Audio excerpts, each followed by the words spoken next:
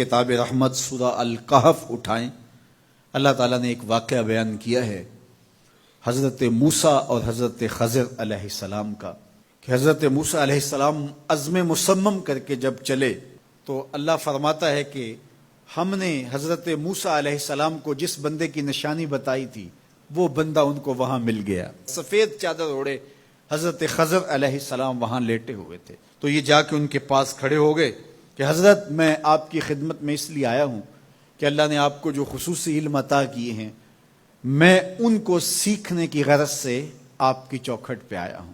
کہا تم میرے ساتھ صبر نہیں کر پاؤ گے، معاملے مشکل ہیں، سفر دشوار ہے، منزل کٹھن ہے، اور میرے معاملات ایسے ہیں کہ تم اعتراض کرو گے اس کے بغیر تم رہ نہیں سکتے۔ حضرت موسیٰ علیہ السلام نے کہا اگر اللہ نے چاہا تو آپ دیکھیں گے میں صبر کروں گا اور آپ کے کسی حکم کی کسی کام کی میں نافرمانی نہیں کروں گا، کسی کام کا انکار نہیں کروں گا۔ کہا کہ اچھا شرط یہ ہے کہ جو میں کروں اس پر تم اعتراض نہیں کرو گے، سوال نہیں کرو گے، یہاں تک کہ میں خود ہی نہ بتاؤں۔ تو کہا کہ یہ شرط ٹھہری، میں کوئی بات نہیں کروں گا۔ فانطلقا، دونوں چل پڑے، دریا کے پار جانا تھا۔ جو کشتی کا مالک تھا، کشتی بان تھا، وہ حضرت خضر علیہ السلام کو جانتا تھا تو اس نے کرایہ بھی نہیں لیا، لیکن جب کشتی پر سوار ہوئے تو عصا مار کے حضرت خضر علیہ السلام نے کشتی کا ایک پھٹا توڑ دیا۔ تو بے ساختہ حضرت موسیٰ علیہ السلام نے کہا آپ نے پھٹا توڑ دیا، یہ سارے ڈوب جائیں؟ کہا میں نے کہا تھا نا تم میرے کاموں پہ صبر نہیں کر پاؤ گے۔ تو حضرت موسیٰ کو یاد آیا، کہا میں بھول گیا تھا، اس پر مواخذہ نہ کیجیے۔ پھر دونوں چل پڑے، بچے کھیل رہے تھے، ایک خوبصورت لڑکا وہ بھی بچوں میں کھیل رہا تھا۔ حضرت خضر آگے بڑھے اور اس کی گردن مروڑ دی، اس کو قتل کر دیا۔ صاحب شریعت تھے حضرت موسیٰ علیہ السلام، نہ رہ سکے، پھر بول پڑے ایک جان کو بغیر کسی جان کے بدلے میں قتل کر دیا، اس نے گوایا کیا تھا ہمارا؟ آپ نے بہت ہی جو ہے وہ غلط کام کیا، یہ کام اچھا نہیں کیا آپ نے۔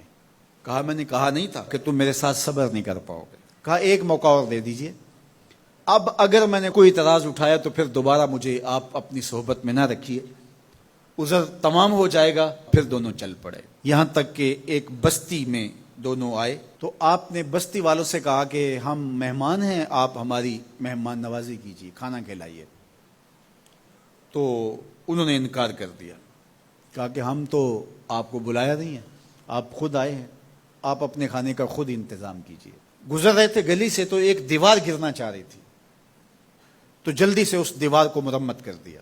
کہا حضرت ہم اگر چاہتے تو اس پہ اجر لے سکتے تھے، انہوں نے ہمیں کھانا تک نہیں دیا اور ہم ان کی دیواریں سیدھی کر رہے ہیں۔ کہا اب تمہاری میری جدائی ہو گئی، تم نے یہ بھی اعتراض کر دیا۔ تو انہیں یاد آیا کہ وہ یہ بھی اعتراض ہو گیا، اب میں تمہیں بتاتا ہوں کہ یہ 3 کام میں نے کیوں کیے۔ اللہ اکبر۔ اب سنیے، قرآن ہمیں بتاتا ہے کہ ظاہری علم بھی ہوتا ہے لیکن کوئی باطنی علم بھی ہوتا ہے۔ کہا وہ پہلی بات کشتی والی سنو، یہ 2 مسکین بچوں کی کشتی تھی، ان کے گھر کا چولہا اس کی کمائی سے جلتا تھا۔ دریا کنارے کنارے ایک ظالم بادشاہ رہا تھا جو لوگوں کی کشتیاں چھین رہا تھا، ہم نے تھوڑا سا عیب لگا دیا، وہ ٹوٹی کشتی چھوڑ کے چلا گیا۔ اب وہ تھوڑے سے پیسے لگا کے کشتی مرمت کرا لیں گے، گھر کا چولہا جلتا رہے گا، بتاؤ اچھا کیا یا برا کیا؟ کہا رہی بات اس بچے کی جس کو ہم نے قتل کیا، اس کے ماں باپ مومن تھے، نیک تھے، صالح تھے، بچے نے بڑا ہو کے بہت برا ہونا تھا، ہم نے اس کو قتل کر دیا، اللہ اس کے بدلے ان کو بہتر اولاد دے گا۔ علماء تفسیر نے لکھا ہے اس بچے کے بدلے میں اللہ نے ان والدین کو ایک بیٹی عطا کی جس کی نسل سے 70 نبی پیدا ہوئے۔ دیوار کی کہانی بھی سن لیجئے، یہ شہر کے 2 یتیم بچوں کی دیوار تھی اور اس کے نیچے ان کا خزانہ تھا اور ان کا باپ بڑا نیک تھا۔ خزانہ دیوار کے نیچے ہے، دیوار گرنا چاہ رہی ہے، کسی معمولی دھکے سے گر جاتی۔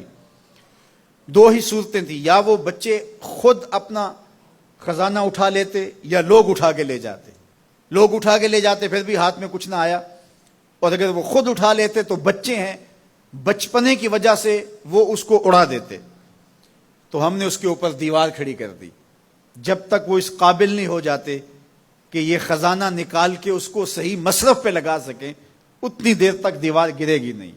اللہ اکبر۔ وہ کسی وجہ سے دیوار قائم رہے گی، اور جب وہ اس عمر کو پہنچ جائیں گے جس عمر میں وہ اس خزانے کو سنبھال سکیں گے تو پھر دیوار خود بخود گر جائے گی اور یہ خزانہ نکال کر کے اپنے کام پہ لے آئیں گے۔ میں جب پہلی مرتبہ اس کو جو ہے وہ غور کے ساتھ تلاوت کیا تو مجھے یہ لگا کہ اس کا انطباق پاکستان کے حالات پہ بھی ہو سکتا ہے، اس لیے کہ یہ بھی یتیموں کا سرمایہ ہے۔ کتنے یتیم روتے بلکتے رہ گئے اور ان کے سر سے جو ہے وہ سائے اٹھ گئے اس وطن کے لیے، لیکن میرے مالک نے اس ملک کے خزانوں پر گہرے پہاڑ اور بڑی بڑی دیواریں کھڑی کر دی ہیں۔ جب تک یہ قوم بلوغت تک نہیں پہنچے گی اتنی دیر تک وہ خزانے ظاہر نہیں ہوں گے، اور جب یہ قوم اپنی بلوغت تک پہنچے گی، شعوری بلوغت، فکری بلوغت، علمی بلوغت، اور رب سے جو وعدہ کیا تھا پاکستان کا مطلب کیا، لا الہ الا اللہ، جب اس بلوغت تک یہ پہنچ جائے گی، اس وعدے کی تکمیل ہوگی، پھر رب دیوار ہٹا دے گا اور پاکستان کو اللہ اتنے خزانے دے گا اور پاکستان ایسا مالا مال ہوگا دنیا دیکھنے آئے گی انشاءاللہ۔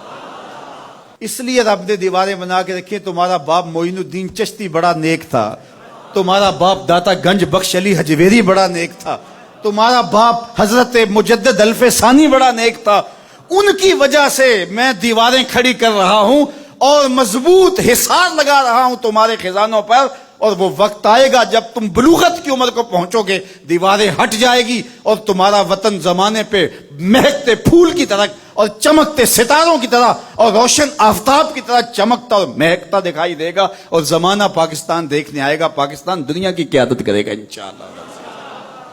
تو کہا یہ تعویل ہے ان باتوں کی جو باتیں میرے رب نے مجھے بتائی، اور یہ میں نے اپنی مرضی سے نہیں کہی، اور جو میں نے کی اپنی مرضی سے نہیں کیا۔